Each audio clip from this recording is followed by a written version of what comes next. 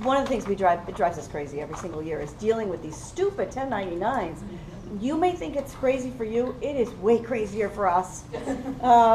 There is a rule that says that if you pay anybody who is not incorporated for a service, $600 or more in a year, you must issue a 1099.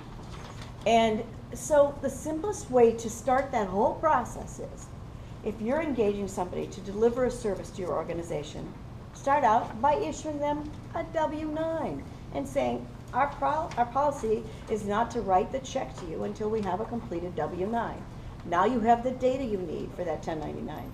Because the other end of the story is, you don't issue that 1099, there's penalties per 1099 that you don't send in. It's your responsibility. And it has to be complete, and that means name, address, city, state, zip, identification number. Also, when they complete that form for you, they're acknowledging that they understand they're responsible for the tax on that money, and that they're acting as a contractor and not your employee. So you want to make sure that you complete the W-9, and when the W-9 is done, then you issue this Form 1099.